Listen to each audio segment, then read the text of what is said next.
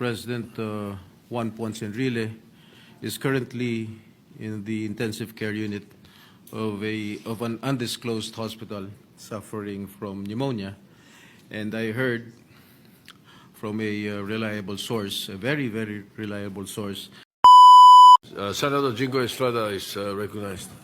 Thank you, Mr. President. Mr. President, I have just received a very, very sad information that our former colleague, former Senate President Juan Ponce Enrile, is currently in the intensive care unit of an undisclosed hospital suffering from pneumonia. And I heard from a reliable source, a very, very reliable source, that he has slim chances of surviving. And I hope all of us here present can have a short prayer to be led by Senator Joel Villanueva, if it's possible, Mr. President.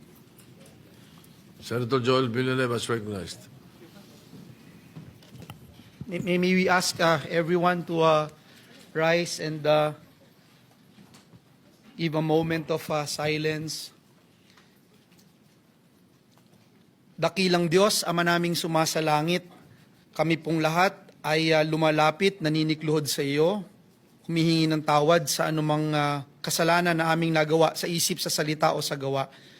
Sa mga oras po na ito, amin pong idinadalangin at idinudulog sa iyo ang buhay ng isang aming colleague, mentor, Senate President, kamanggagawa, tagapaglingkod, naninilbihan para sa aming mga kababayan, Senator Juan Ponce Enrile. Ikaw, O Diyos, ang may hawak ng kanyang buhay. Ikaw ang nagbigay ng kanyang buhay. Ikaw ang nag-inspire at humawak ng kanyang buhay para marating niya kung anuman ang kanyang narating sa mga oras na ito. Hinihiling po namin ang iyong paggabay, ang iyong direksyon, ang iyong paghipo at pagbibigay ng kagalingan sa bawat kalamnan, sa bawat suluk-sulukan ng kanyang buong katawan.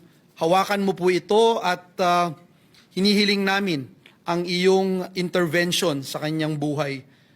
Tulungan mo rin po ang kanyang mga pamilya at mahal sa buhay at tunay, O Diyos, na ang tanging dakilang plano at ang iyong ninanais sa kanyang buhay ay mangyari. Kami pong lahat ay nagkakaisa at patuloy na inilalapit sa iyo ang buhay ng aming minamahal na Manong Johnny Ponce Enrile. Sa iyo pong lahat ng papuri at pasasalamat at kiniklaim namin, O Diyos, na ikaw ay patuloy na maluluwalhati at mapaparangalan sa buhay ng aming minamahal na Juan Ponce Enrile. Maraming salamat po. In Jesus' name we pray. Amen and amen.